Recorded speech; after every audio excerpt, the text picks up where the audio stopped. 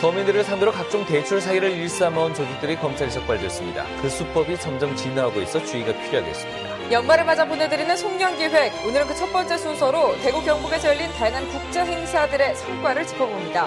경북 도청 이전과 함께 지역의 싱크탱크인 대구 경북연구원을 분리해야 한다는 주장이 제기됐습니다. 문학의 소식, 오늘은 시공간을 초월한 일상의 풍경을 담는 다큐멘터리 사진작가를 만나봅니다.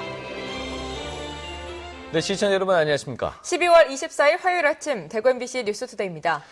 오늘 대구와 경북 지역은 대체로 맑고 낮 동안 포근한 겨울 날씨가 이어지겠습니다. 한편 경북 동해안은 오늘 낮부터 밤 사이 눈이 날리거나 빗방울이 떨어지는 곳이 있겠습니다. 진달래 기상캐스터입니다.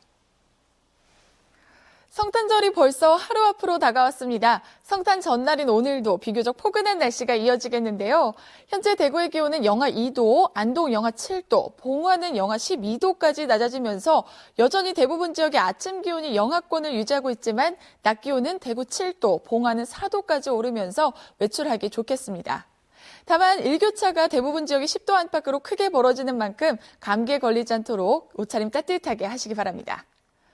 많은 분들이 화이트 크리스마스 기대하실 텐데요. 아쉽게도 내일까지는 별다른 눈비 소식은 없겠습니다.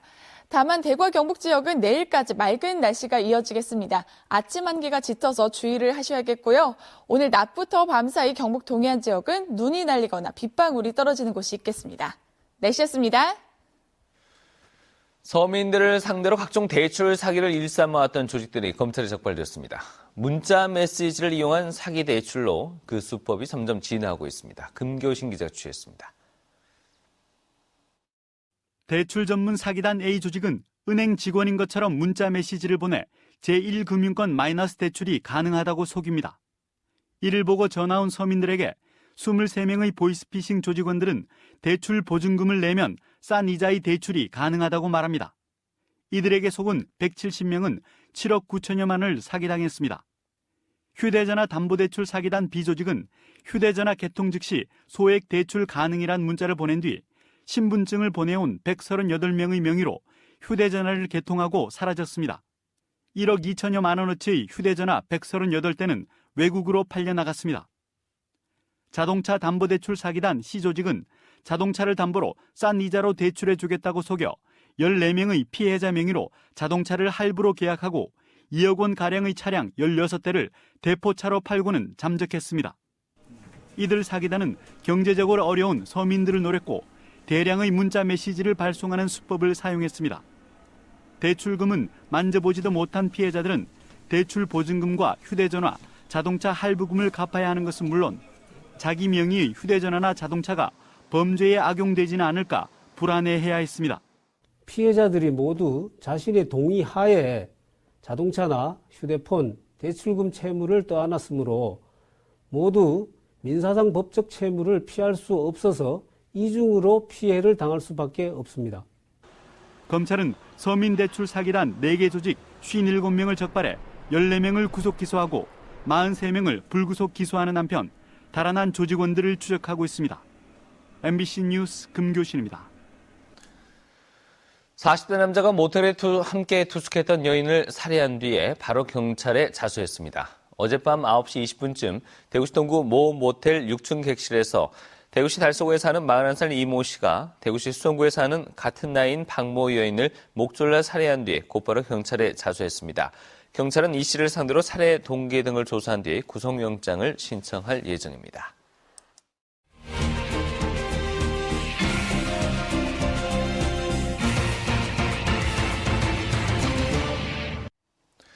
네, 송년기획 뉴스 순서입니다.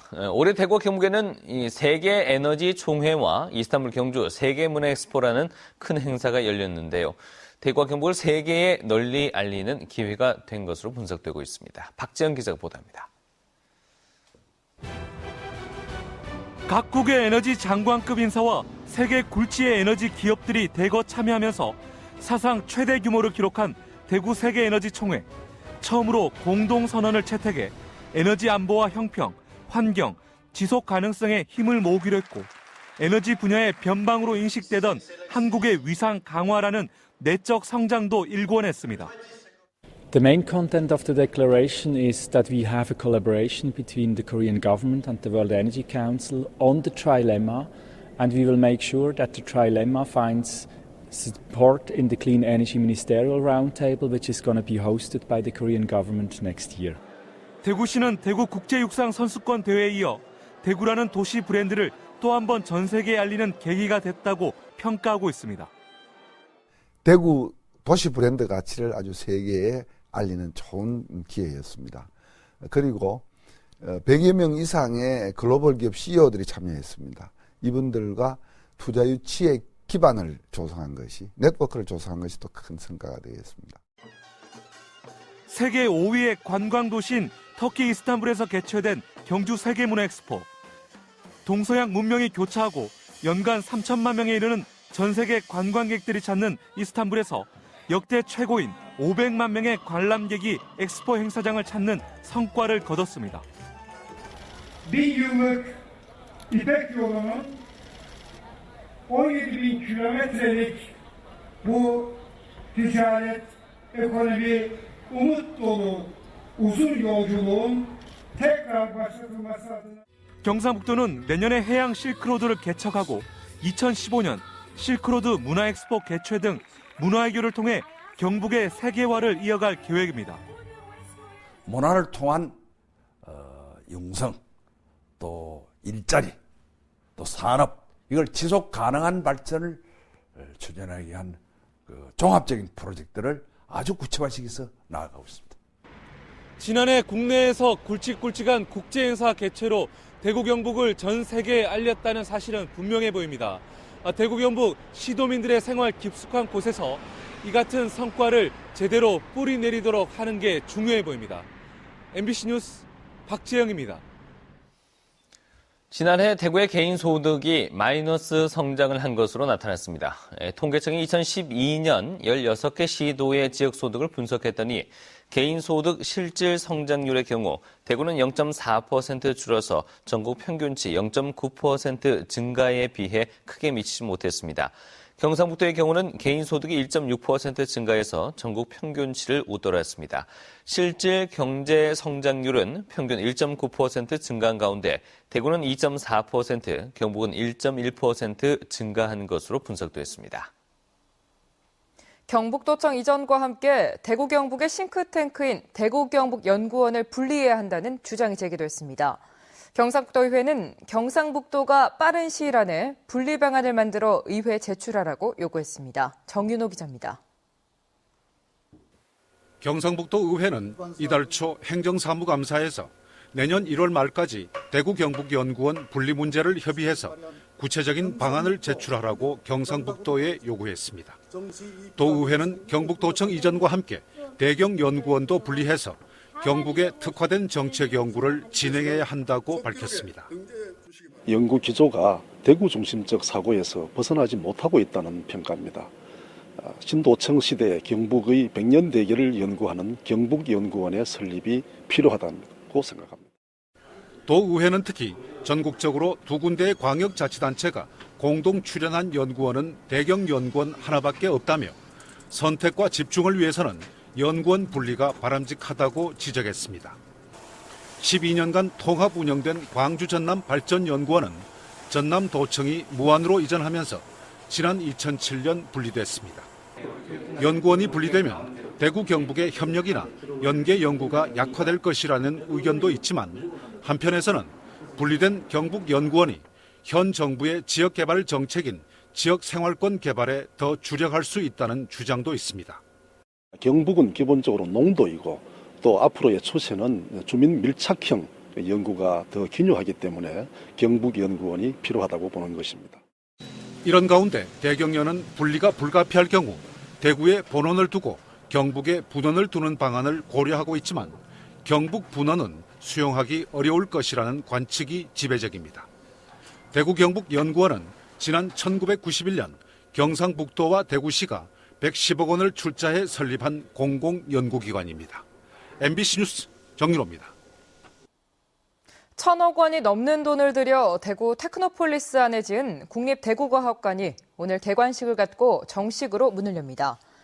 한국형 산업과학기술관인 국립대구과학관은 지하 1층, 지상 3층 규모로 2개의 상설전시관과 어린이관, 기획전시관, 천체투영관, 4D 영상관 등을 갖추고 있습니다.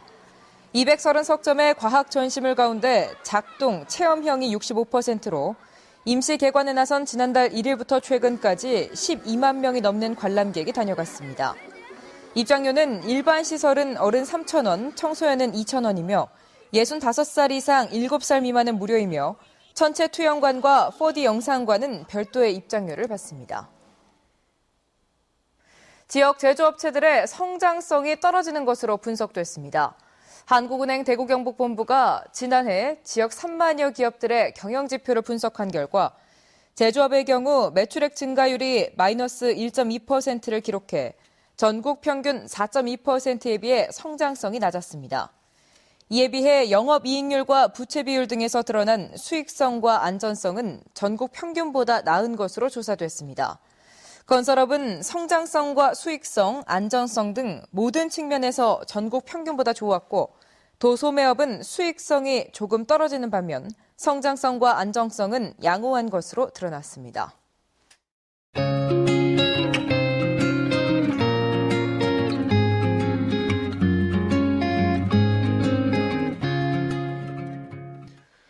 네, 연중 기획 뉴스 길, 사람, 그리고 도시 순서입니다. 오늘은 대구 대표 음식 골목길로 손꼽히는 동인동 찜갈비 골목을 찾아가 봤습니다. 권윤수 기자입니다.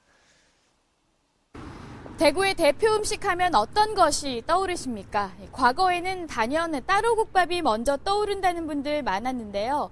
요즘은 동인동 찜갈비 골목을 떠올리시는 분들이 많아졌습니다.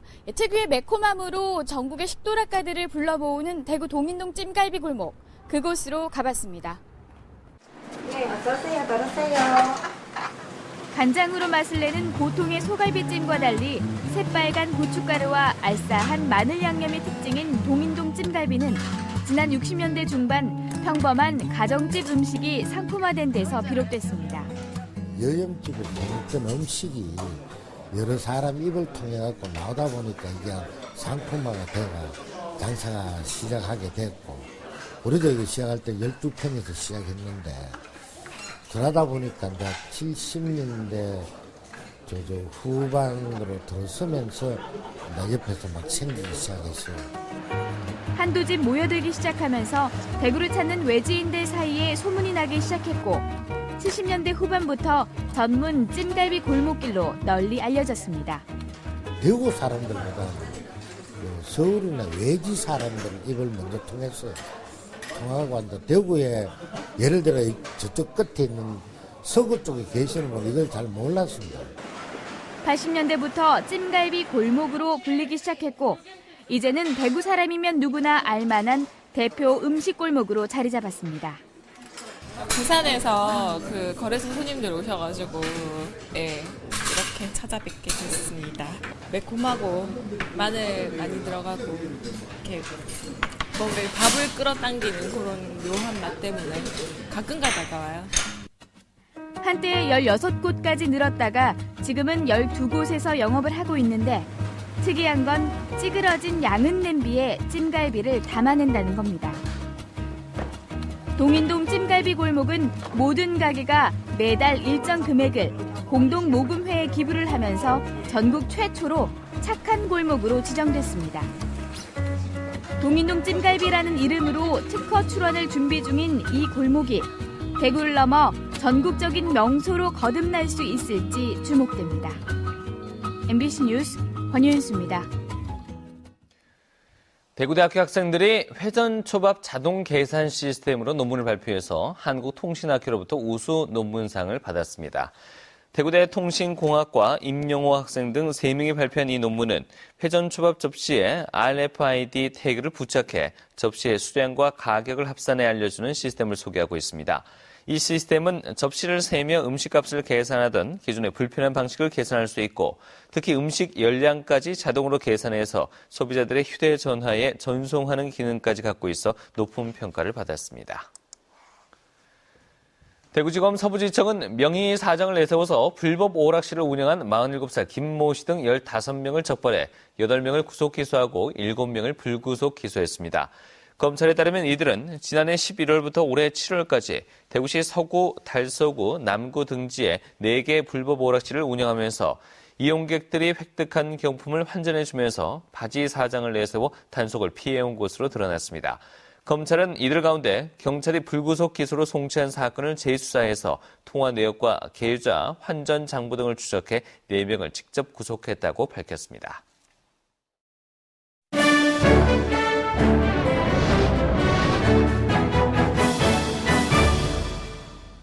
사진은 순간, 찰나를 기록한 예술이기도 한데요. 오늘 소개해드릴 이 사진작가에게 사진은 조금 다른 의미의 해석이고 기록입니다. 다큐멘터리 사진작가 황인모 씨 함께 만나보시죠. 황인모 작가는 다큐멘터리 사진작가입니다. 한 번 찍기 시작한 주제에 대해 오랜 시간 반복해서 찍는 작업을 즐깁니다. 보통 사람들은 다큐멘터리라고 하면 사람들을 찍고 어떤 그 사람들이 어떤 살아가는 환경을 찍고 또 작업하는 어떤 광경을 찍어가지고 전시를 많이 하는 편인데 다큐멘터리에 그런 것만 있는 건 아니고요. 저처럼 이렇게 특정한 어떤 공간들을 이렇게 기록하고 또 공간에 대한 해석들을 다르게 해내는 것도 다큐멘터리 하나의 일종입니다. 초등학교 시절 그는 혼자 백과사전을 찾아가며 사진을 공부한 재밌는 이력을 가지고 있습니다. 어릴 때 아버지께서 외국에 근로자로 일을 하러 가셨다가 돌아오실 때 수동 카메라 한 대를 구입해서 오셨는데 그걸 어릴 때부터 이제 두고 다니면서 취미 생활을 하다 보니까 이제 결론적으로 생활이 되고 그래서 지금까지 이렇게 작가 생활을 하게 되는 계기가 되는 것 같습니다. 그의 작품 속에서는 무속인과 같은 강렬한 인물들과 일상적인 공간 안에 평범한 인물들이 자주 등장하는데 작품 속에 함께 존재하며 스스로에 대한 기록도 남깁니다.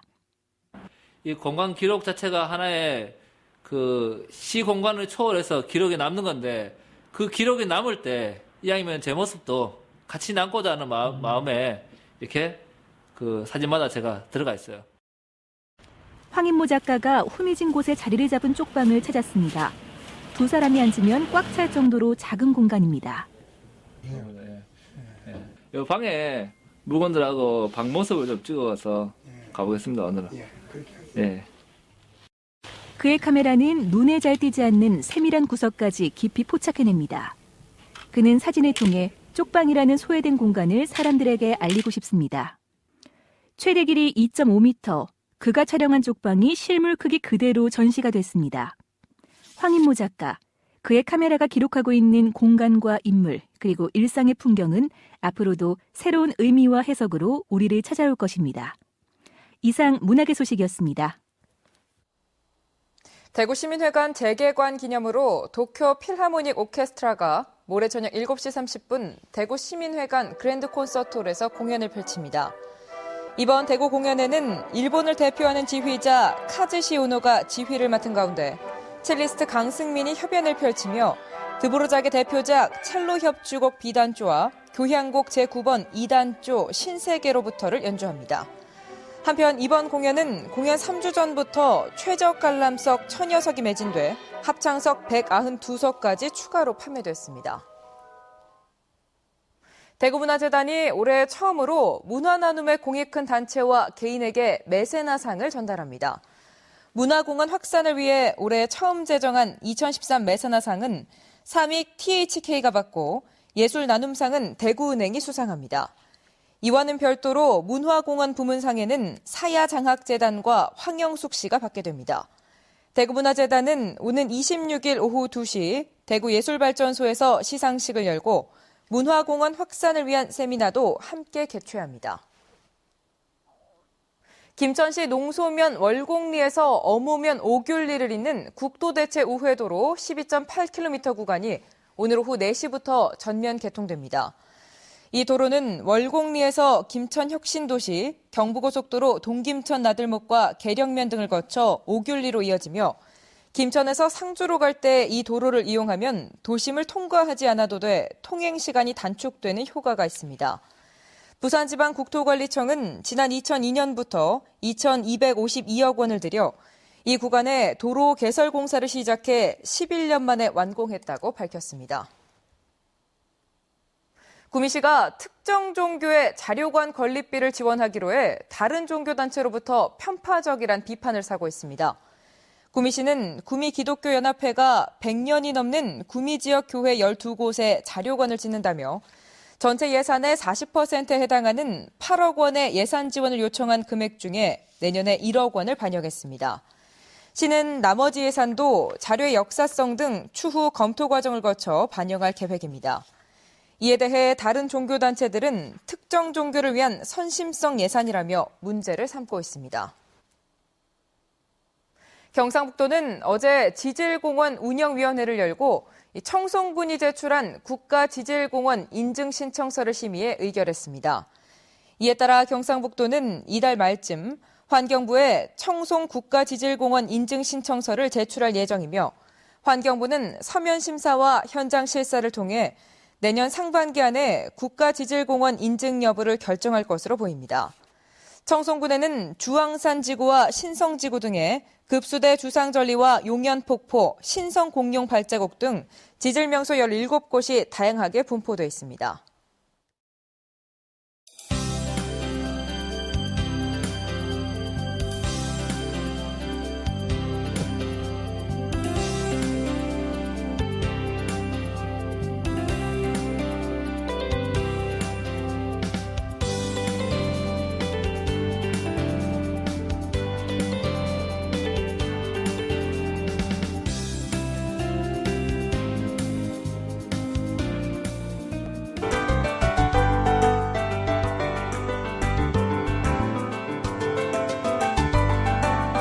성탄절이 벌써 하루 앞으로 다가왔습니다. 성탄 전날인 오늘도 역시 맑고 포근한 날씨가 이어지겠는데요. 오늘 대구의 아침 기온은 영하 2도, 안동은 영하 7도, 봉화는 영하 12도까지 낮아지면서 대부분 지역의 아침 기온이 영하권으로 낮아졌습니다. 하지만 낮 기온은 5도 안팎까지 오르면서 활동하기 좋겠습니다. 다만 일교차가 10도 안팎으로 크게 벌어지는 만큼 감기에 걸리지 않도록 따뜻한 옷차림 하시기 바랍니다. 성탄절인 내일까지 전국이 눈비 소식 없이 대체로 맑겠습니다. 다만 낮부터 밤 사이 경북 동해안은 눈이 날리거나 빗방울이 떨어지는 곳이 있겠습니다. 청도의 현재 기온은 영하 8도, 영천은 영하 6도로 어제보다 더 추운 아침을 맞고 있지만 낮에는 기온이 점차 오르면서 7도까지 높아지겠습니다. 현재 김천은 영하 9도, 구미는 영하 4도 가리키고 있습니다. 낮 기온은 두 지역 모두 6도까지 오르겠습니다. 경북 북부 지역의 아침 기온은 여전히 낮습니다. 봉화는 현재 영하 12도, 청송은 영하 10도 가리키고 있습니다. 대부분 지역의 낮 기온은 5도 안팎에 머물면서 일교차가 크게 벌어지겠습니다. 포항의 아침 기온은 0도, 경주는 영하 2도 가리키고 있습니다. 울릉도는 오전에 빗방울이 떨어지거나 눈이 날리는 곳이 있겠습니다. 물결은 최고 4m까지 매우 높게 일겠습니다. 계속해서 맑고 포근한 날씨가 이어지다가 금요일부터는 기온이 뚝 떨어지겠습니다. 날씨였습니다.